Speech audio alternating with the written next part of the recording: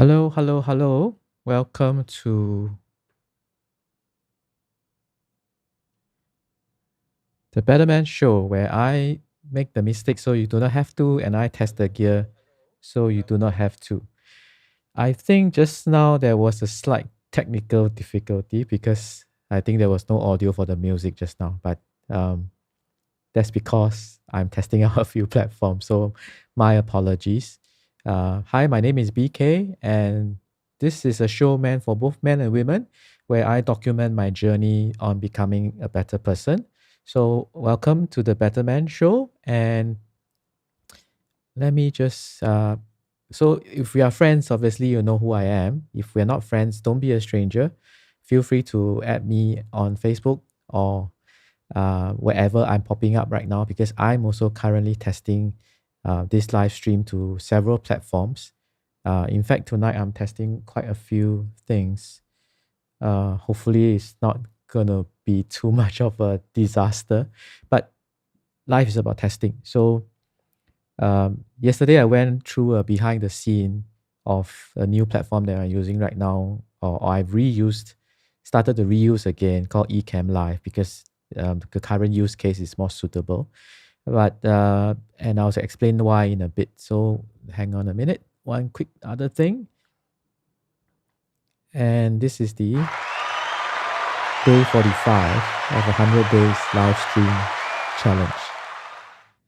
So this is day 45 of a 100 days live stream challenge. Exactly 45 days ago, I started a personal 100-day live stream challenge. And a lot of my friends were calling me crazy to my face. So it did feel a little bit crazy then because that was day 0 and there was 100 more days to go, right? But lo and behold, we are on day 45 and it has been a fascinating journey of learning, growing, testing, reconnecting with old and new friends. I mean, connecting with new friends and reconnecting with old friends, and also uh, a personal growth. So I would strongly encourage any one of you who has any kind of inclination to want to do something like this, just go ahead and do it.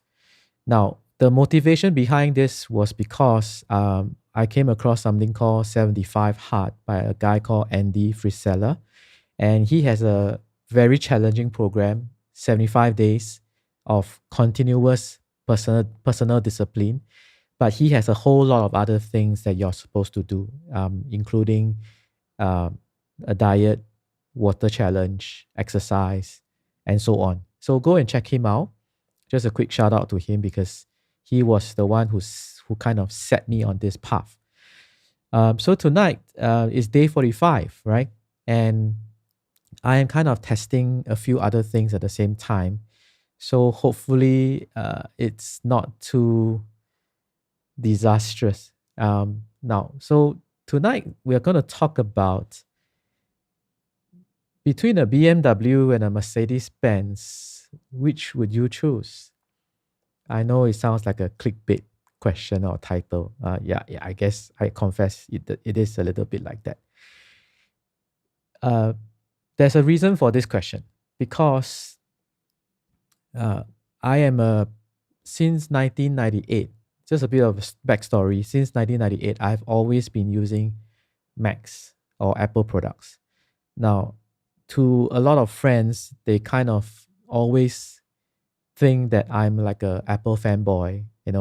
It almost sounds derogatory when you call people that because they kind of describe people who buy Apple products mindlessly, no matter what kind of trashy or they think is trash, they put it out, they will still buy, right? So there is a certain element of a derogatory element to it when they say a person is an Apple fanboy. And I have been called that, right? Because I seem to have all the Apple products in most of them, right? To some extent. Now, so a bit of backstory in my defense. Back in 1998, when I first started on my first job, at the time, actually, I was a teacher. I got a scholarship from the government and they paid for my studies and I had to fulfill my obligations. So knowing that I was going to start teaching or start to teach, I was looking for a computer, a notebook, right? And I had certain requirements in mind. So back in 1998, I told myself that the computer should be fast, should have a good processor, should have sufficient RAM, a good graphics card, because I was thinking of doing some video editing. And at that time, we needed a writable DVD drives that was built into the notebook, right? So those were the requirements that I had. Now, so I went out shopping and I was going out to look for a computer, a notebook that has all these things that will fit my needs, right? And to my surprise, I found that if I had all these things, the highest processor, the fastest, more RAM, a good DVD-ROM, and so on, in a single machine for a Windows-based machine, it was going to set me back roughly about, I remember it was about 4,000 to 4,005 Sing dollars. And I was thinking that's a bit too much. That's like for that time, that was like 2 months' salary for me as a fresh new teacher, right? So it was a bit of a painful decision to decide to if I go that route, which is a Windows-based machine. So I decided to explore, right? And I started to look at. I have never bought a Apple product or a MacBook before, so I started to look at the Macs, and I was pleasantly surprised that the very same specs that I wanted in a Windows machine on a Mac or an Apple computer was going to cost me about half the price. Then was about $2,000. So $2,000 for Apple book, decent enough, fast enough RAM, with a built-in DVD-ROM, because I was projecting that I might need to, do a bit of video editing and then produce little CDs or DVDs to give out for students, for example, right? So it was an easy decision then, right? 4,005 for Windows-based machine with all the bells and whistles, 4,005. For a Mac-based machine with all the bells and whistles that I needed, it was going to cost me about half the price. So that was my very first Apple computer in 1998. And ever since then, I have not looked back. Ever since then, I have not looked back. I have not used any Windows products for the longest time. In fact, to think about it, it's been almost 20 years, 20 over years. So that's one. And then, of course, Apple started to come out with other peripherals like the iPads, the iPhones, and so on, right?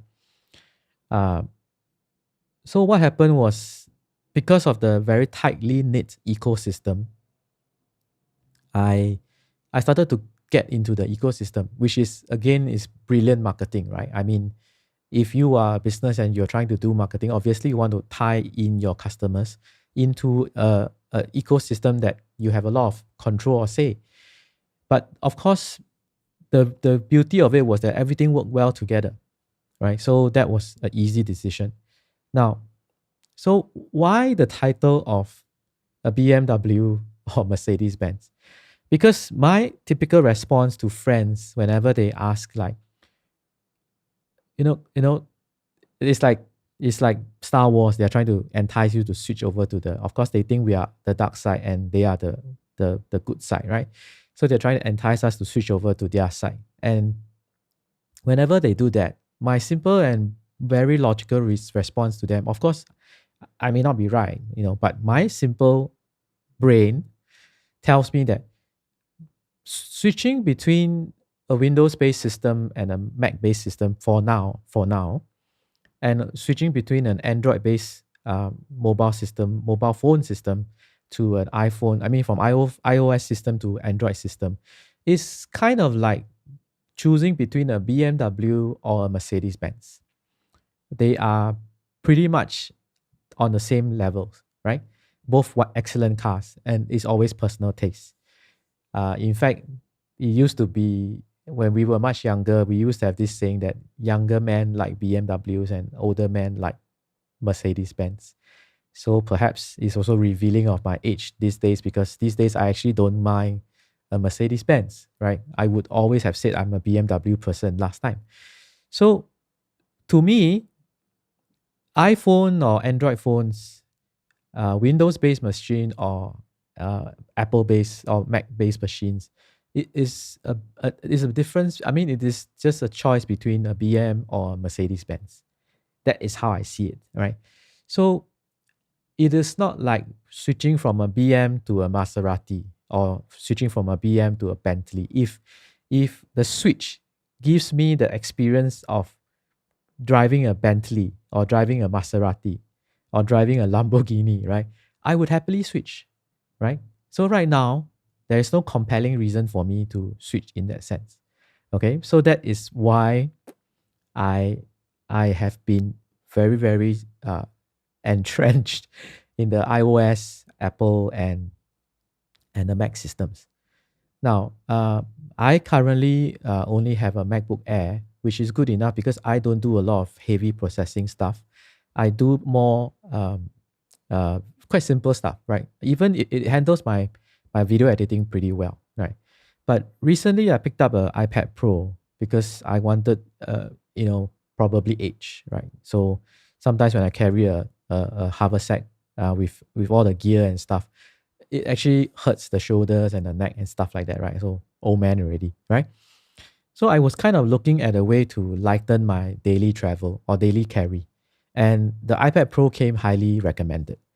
And the surprising thing is what I found was that uh let me just stop this. What I found was that uh if I render a video that was about 30 minutes on my MacBook Air, it would have taken roughly about 20 something to 30 minutes, right? I render the same 30 minutes video on my iPad Pro. It only takes a fraction of the time, which is in a few minutes. I was amazed, honestly amazed, right? So these days I do a lot of my video editing work that I need to do on my iPad Pro, right? Now there's a one step extra thing, which is I need to transfer the apps. I'm sorry, I need to transfer the files onto the iPads and then I start working from there. But that simple one step of transfer, which is again seamless because between the MacBooks and the iOS, the iPhones and the iPads, there's something called AirDrop, right? And you can just drop every one of them easily, quite fast. So it's been wonderful. It has saved me a lot of time, right? In fact, I would say that I can probably nowadays my MacBook Air is like a desktop, not a it's not a notebook.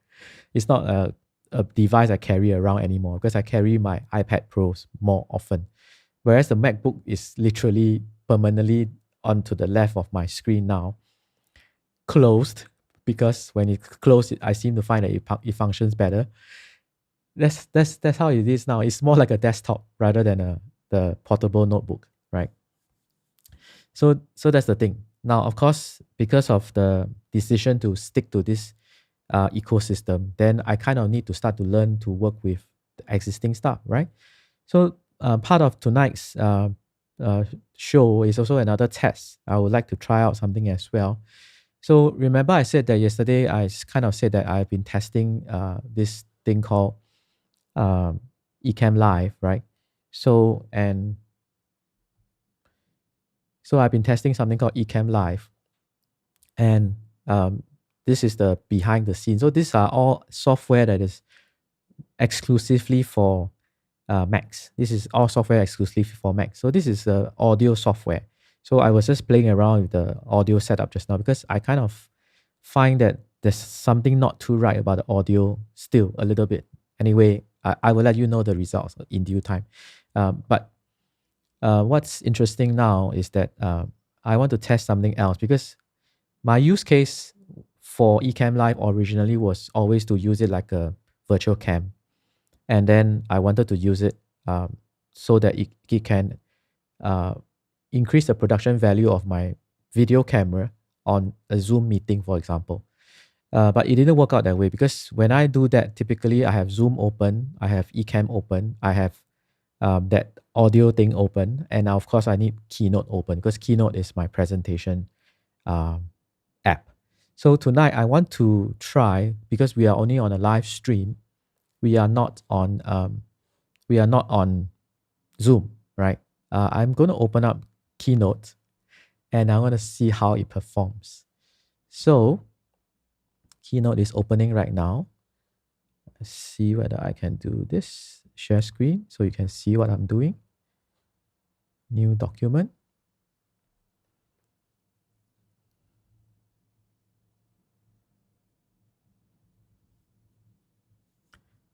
I can already feel the machine struggling. But it's fine. So it's okay. So I just wanted to share again something that I really like about the Mac ecosystem. Uh, Mac has a lot of free software that works amazing. For example, this is Keynote, which is obviously the identical or the twin to PowerPoint, right? So this is actually a free application. Um, of course, Pages is the equivalent of Microsoft Word. Then there is Numbers, which is the equivalent of Excel. And yeah, so these are the three common daily processing, office processing software that we would normally use, right? So I just wanted to quickly test out Keynote while I'm doing this. I'm not going to do a presentation, but I've been learning something from a guy called Bradley Vincent. He's a cool guy. He's been doing a lot of tutorials on Ecamm Live and on Keynote because Ecamm is a Mac only software, and Keynote obviously is a Mac only software. And lo and behold, there are a lot of interesting things that we can do on Keynote. By far, I've always felt that it is a much better presentation software, as at least for me. Of course, I'm biased. So I just want to quickly show you some of the things I learned from him, which is setting it up such that you can use this to create your presentations as well as your graphics a little bit faster. So by default, when you open up Keynote, it doesn't open up to this menu bar, right? So it opens up to a standard menu bar, but I'm going to quickly show why this menu bar is interesting. So for example, what you do is you right click, and then you can say customize toolbar, right? Now, so these are all the various toolbars that you can put onto your all the different functions that you can put on your toolbar, and you can customize it to your liking, right? So for example, you can remove something. So for example, I can remove this show guides, right? And it's gone, right? But actually I want that, so I'm going to put it back on. So this is how you show it, right? And that's how it shows now. So and then once you decided what you want, then put out everything here. So I've already chosen. So there is the play button, which is to play a slideshow. And this is to hide and show the guides, which I'll show you in a bit. Object list is very, very useful because when you have a lot of objects on your presentation, then showing the object list is useful. Next one, add a slide. Again, a very common feature that you need to do. Then the text function, adding text, choosing the fonts. Now the shape, right? Shape is something that we need to use and do quite often. Media, colors, and then grouping and ungrouping. Because once you want to move things around on your presentation, it's good to group them first and then move them together and then ungroup them if you need to, right? Forward and backward is to move things between layers. So for example, when you add something first and you add another thing on top of it, they are in different layers, right? So one is on top of the other. So you can actually move them the other way around if you want to by using forward and backward. Mask tool and alpha tool, right? So masking is, I guess later is easier if I'm not going to have time to go through all of them, but I just wanted to quickly show you that you can actually set up your menu bar to the way you like it, right? So this is a quick presentation, right? And I wanted to quickly go through, let's see whether you have time. So let me show view, show ruler. Right, so these are the rulers. So for example, because now the slide is taking up the whole page, it's always good to make it a bit smaller so you can see what's going on. So by default, the good thing about Keynote is that everything is already in the 16:9 format. Let's say I want to do an overlay for my Betterman show, right? So let's do a quick one. remove everything first. And let's say I want to have something that is on the right side of the page. So I want to make it roughly about 1/3 of the way. So I can set a ruler here.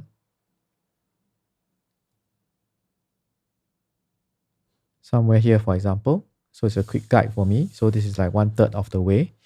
So it's kind of like a lower third, but on one side, right? And I'm going to draw a shape. I'm just going to draw a square. I'm going to choose it to blue. I'm going to quickly show you that this can be done quite fast. So maybe a bit here, right? And what I want to do is I want to have something else. So day 45.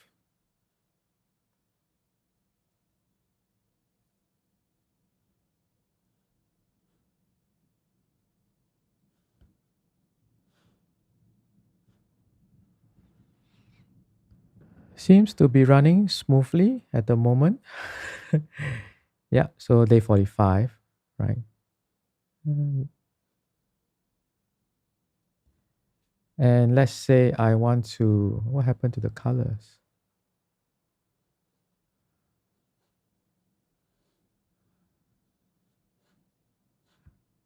Oh, why did it become so big?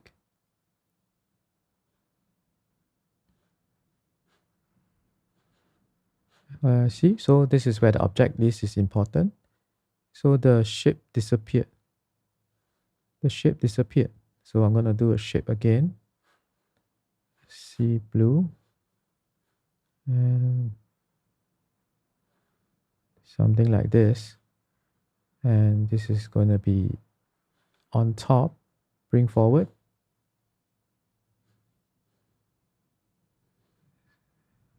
Yep, much clearer this way, right? And let's say I want to have a little bit of text.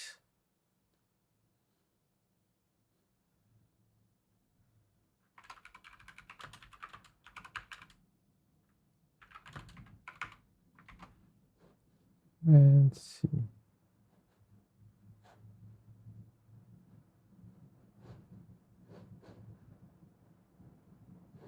So I'm just going to make this bigger. Let's go 100. That's too big. 40. Something like this. So what's interesting is that you can do some simple animations on this. And I can just do like a drop down. And then I just move this from the right. So from right to left. And I'm going to export this. Just a very rough one. This is unplanned. Just wanted to see how it works, whether it is running smoothly on this. And this. Okay, then we export this as a movie.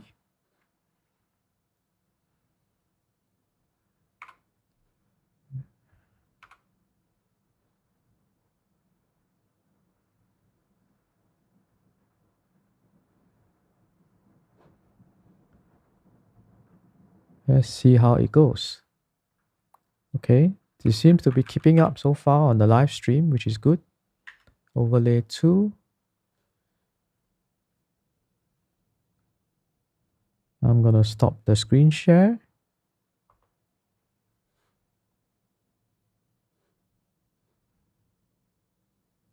Yep, I've stopped the screen share. It's a bit less responsive now. It's a bit less responsive compared to just now. So I'm going to remove this overlay here so you can't see anymore. And I'm going to drag in the one that we just created here. See? So there's a transparent overlay, right? Let's do that again. Yeah. So it didn't work properly for that. So like I said, this is unplanned. Just wanted to see how this keeps up on how it keeps up on a live stream. So it seems to be okay, but I can tell you that on my MacBook Air is struggling because I can tell that Ecamm is not as responsive anymore. Once I started doing all these things on this live stream, so perhaps not possible to demo something while on live stream, but it's still okay if I switch around with the various scenes. So for example, when I play music, if I go back to,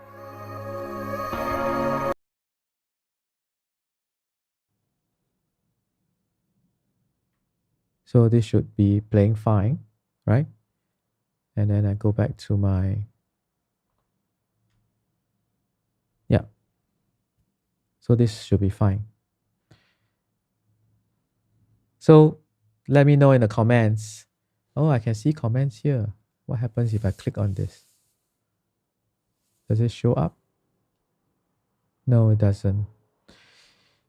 So I actually can see comments. I set it up the other day. It's showing comments. Oh yeah, maybe I should do this. Hang on. I did set it up.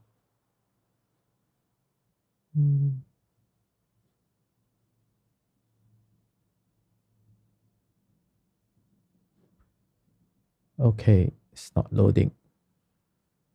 Okay, oh, it's loading.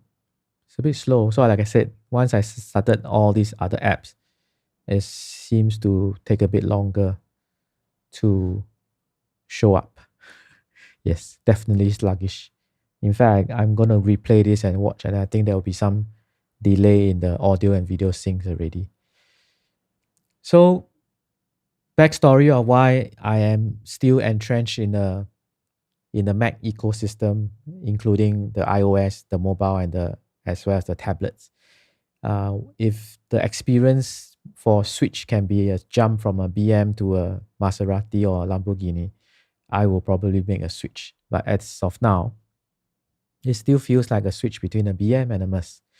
So, long story short, thank you for joining me on day number 45. And it's interesting, right? We are almost halfway there to a 100-day live stream challenge. So you'll be seeing some new changes because now that I'm in Ecamm Live, a lot more things that can be done. So you will expect to see some new changes. Let me know what you would like me to talk about, or if you are happy to jump on as a guest. The other day, a friend of mine was asking or saying that your next topic could be 6 degrees of separation because of the finding our Japanese friend post or live stream the other day. So, that could be possible, but I'm not really an expert on. I'm not really. I only know that we are all connected somehow, right? 6 degrees of separation. You will probably know someone of someone or someone or someone. Eventually, you will know the person. It's not difficult. So that's the discovery that they found, that we are all connected within 6 degrees, right? So thank you for joining me tonight. And I'll have to look back at the replay and see whether everything is running smoothly or not, right? I apologize if all this testing is a bit of a catastrophe or it's like a small disaster. But hopefully I do the testing so you don't have to. I make the mistakes so you do not have to. And all of us can all become better person. So again, this show is both for men and women for sure. Good night. I'll see you tomorrow for day number 46.